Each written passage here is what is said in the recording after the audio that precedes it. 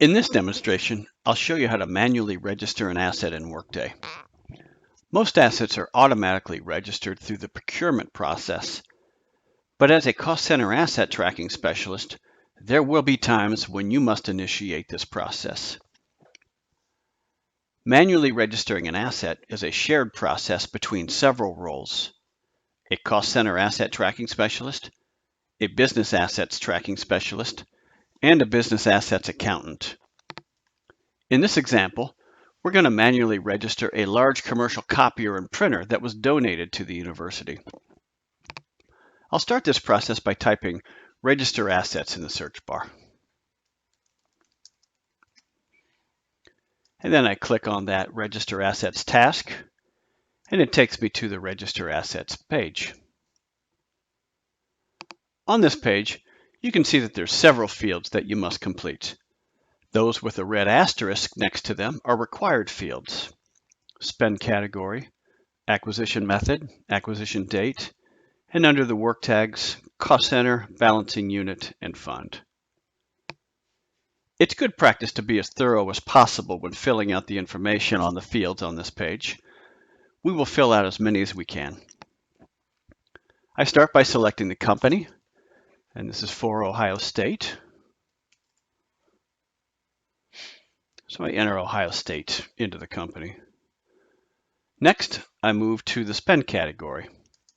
This is a copier. I'm going to type in copier and hit enter. I'm going to make the right selection for the spend category. The item does not need to be completed at this time, but if you know the item, you can enter it in here. Similar to this is the asset name. I'm going to type in an asset name, commercial copier. Next is the asset description. This is also a free-form text field, so you can provide additional information about the asset here.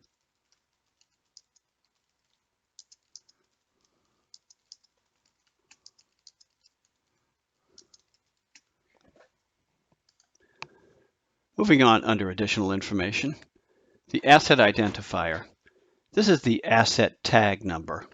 We do not know the asset tag number at this time because it has not been assigned by a business assets tracking specialist. The serial number for the item would go here. If we know the serial number, we would enter it. The manufacturer of this commercial printer is Canon, so I'm going to enter Canon under the manufacturer. The next field is asset class. Please note that this field does not contain a red asterisk next to it, but it is an Ohio State requirement for us to complete this information. If you leave it blank, you would get an error if you tried to submit this task without submitting an asset class. I'm going to click the prompts to see my choices. This asset is a piece of movable equipment, so I'm going to make that selection. The asset type is also an Ohio State requirement. I'm going to click the prompts again to see my choices.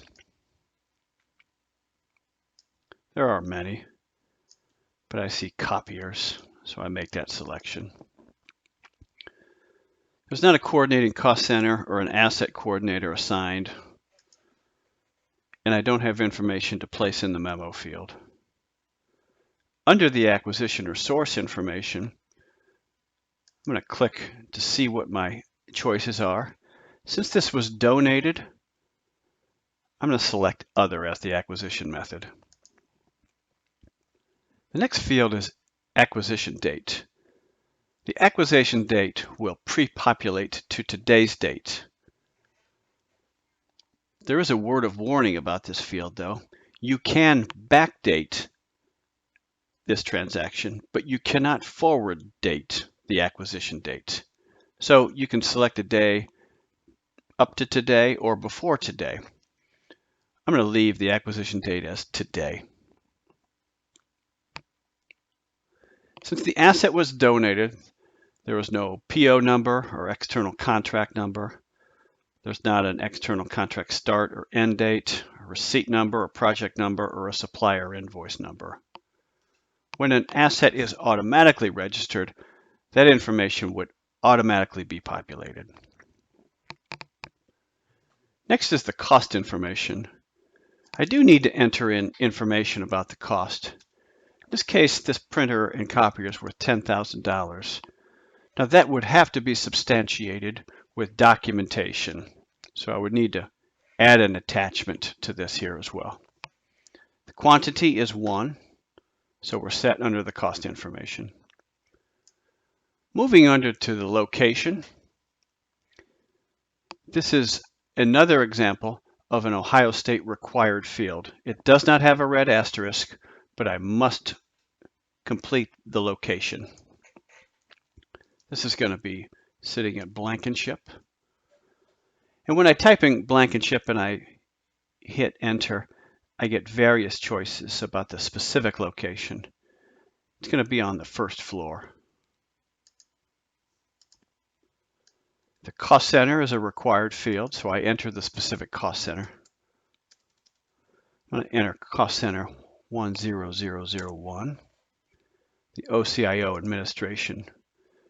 And you can see that once I entered in the cost center, the balancing unit and the fund were automatically populated. In addition, an additional work tag populated also. These are all work tags associated with OCIO. If I wanted to make changes to these, I could. If I wanted to add in a specific gift, grant, or program, I could enter that information here. Now that I've completed the information on this page, I'm going to go ahead and click Submit.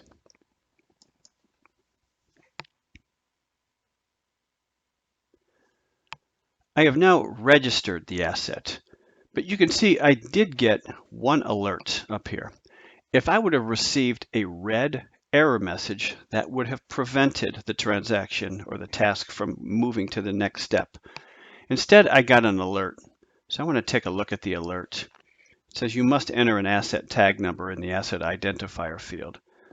Since I don't have an asset tag number at this point, I can't enter this information in. I will go back later and I will enter the asset tag number once it's made available to me. This completes the initial asset registration task. But I can see that there's some additional steps when I click under the business process for this task.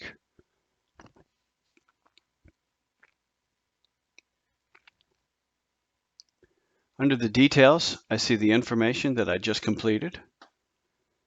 And under the process, I still know that it has a few more steps to go through. This transaction has to go through a business assets tracking specialist and a business assets accountant. They will both review, input their parts of this task, and go ahead and submit for approval before it returns to me.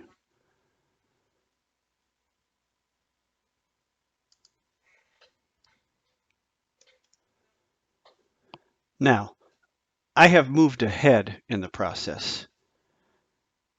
What you haven't seen is that it went to a business assets tracking specialist and to a business assets accountant.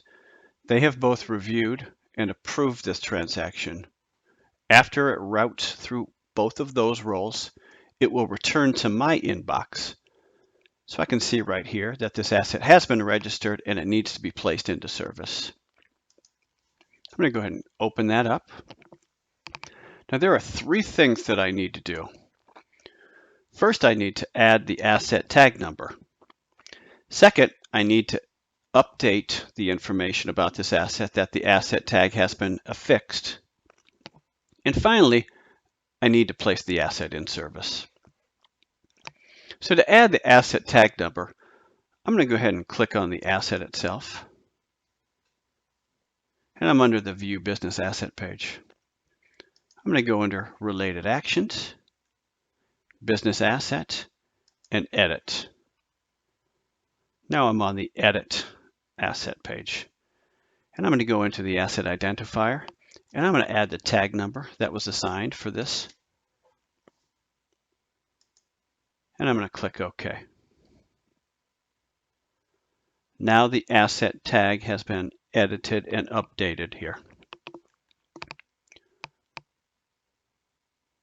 I now need to go back in and update Workday and say that the asset tag was affixed. So I'm going to go under Related Actions, Additional Data, and Edit.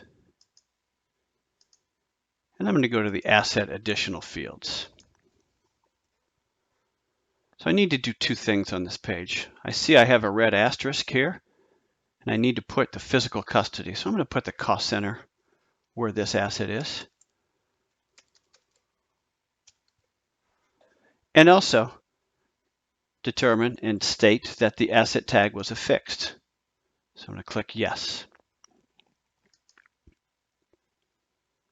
And I click OK.